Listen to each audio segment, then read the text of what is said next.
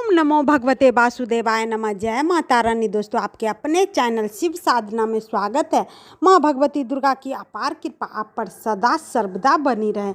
दोस्तों, बरूथनी एकादशी की व्रत कथा, महत्व, पूजा सामग्री तथा एक अचूक उपाय जिसे करने से भगवान विष्णु प्रसन्न होकर समस्त मनोकामनाओं को पूर्ण कर देते हैं। वैशाख मास के कृष्ण पक्ष की एकादशी को बरूथनी एकादशी कहा जाता है। यह सबसे शुभ और कल्याणकारी एकादशी है। यह व्रत रखने से व्यक्ति के सभी पाप नष्ट हो जाते हैं और उसे सौभाग्य की प्राप्ति होती है। बरूथनी एकादशी का व्रत करने से सूर्य ग्रहण के समय स्वर्ण दान करने से जो फल मिलता है उस फल की प्राप्ति होती है। शास्त्रों के अनुसार जो व्यक्ति श्रद्धापूर्वक इस एकादशी का व्रत करता है व्यक्ति को पुण्य फल की प्राप्ति होती है और वैकुंठ की भी प्राप्ति होती है। बरूथनी एकादशी के दिन भगवान बावन की पूजा की जाती है और भगवान विष्णु के अवतार को ऐसा माना जाता है कि बरूथनी एकादशी का व्रत करने से विभिन्न बुराइयों से व्यक्ति सुरक्षित हो जाता है। जिन लोगों के जीवन में मृत्यु तुल्य कष्ट बना हुआ है उन्हें इस व्रत को करने से बहुत लाभ प्राप्त होता है। बरूथनी एकादशी के दिन भगवान विष्णु को तुलसी की माला अर्पित करनी चाहिए। इस दिन पीपल के पेड़ में जल चढ़ाना शुभ माना जाता है। पीपल के पेड़ में विष्णु जी का वास माना जाता है। बरूथनी एकादशी पर भगवान विष्णु को केसर युक्त खीर, पीला फल, पीले रंग की मिठाई का भोग लगाना चाहिए। यह शुभता प्रदान करता है। भगवान विष्णु जी के साथ साथ माता लक्ष्मी की भी पूजा करनी चाहिए। धन के साथ साथ सुख समृद्धि की भी प्राप्ति होती है। दशमी तिथि एकादशी से एक दिन पहले को शाम में सूर्य अस्त के बाद भोजन ग्रहण नहीं करना चाहिए। बरूथनी एकादशी के दिन सुबह जल्दी उठकर स्नान के बाद स्वच्छ वस्त्र धारण करिए। उसके बाद एक चौकी पर गंगाजल छिड़क कर स्वच्छ करिए और आसन बिछाकर भगवान विष्णु की प्रतिमा स्थापित की जाती है। इसके बाद भगवान विष्णु को दीपक आदि 16 सामग्री, फल फूल आदि अर्पित की जाती है।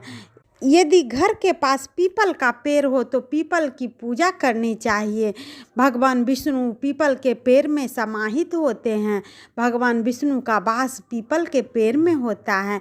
इसकी पूजा करने से, उनकी जड़ की पूजा करने से, कच्चा दूध चढ़ाकर घी का दीपक जलाने से भगवान विष्णु जो भी मनोकामना होती है वह पूर्ण कर देते हैं। फिर धूप दीप जलाया जाता है और तिलक किया जाता है। भगवान विष्णु को गंध पुष्प के साथ ही तुलसी भी अर्पित की जाती है। फिर रात में भगवान विष्णु और माता लक्ष्मी की पूजा अर्चना की जाती है।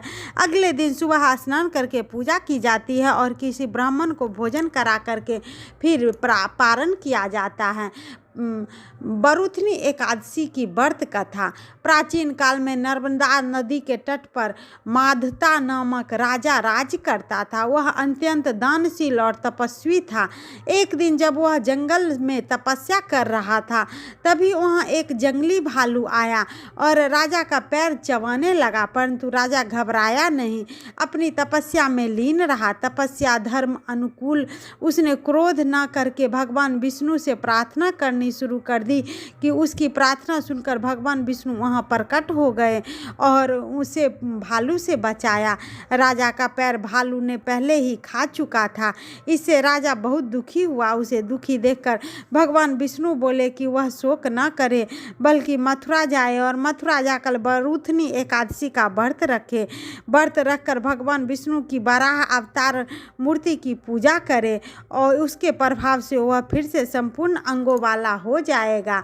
उसका जो पैर खाया है वह उसके पिछले जन्म के दुष्कर्म है जिसकी सजा उसे मिली है। भगवान की आज्ञा अनुसार राजा माधुता अपने मथुरा जाकर श्रद्धापूर्वक बरूथनी एकादशी का व्रत किया। इसके प्रभाव से राजा शीघ्र पुनः सुंदर और संपूर्ण अंगों वाला हो गया और उसे स्वर्ग की प्राप्ति हुई।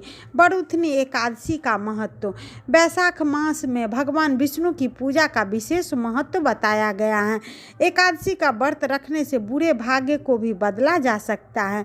इस व्रत को रखने वाले व्यक्ति अपने जीवन में समृद्धि, प्रचुरता और सौभाग्य प्राप्त करते हैं।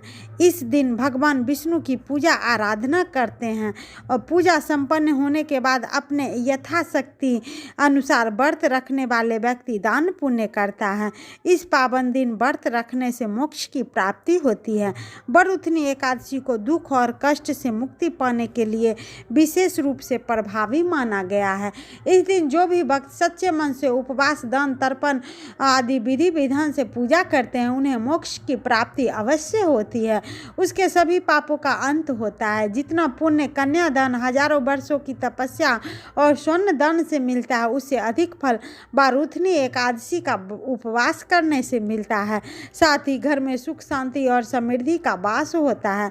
ऐसा कहा जाता है जिन लोगों को यमराज से डर लगता है उसे बरूथनी एकादशी का व्रत जरूर करना चाहिए। इस व्रत को करने से उसके सारे डर दूर भाग जाते हैं।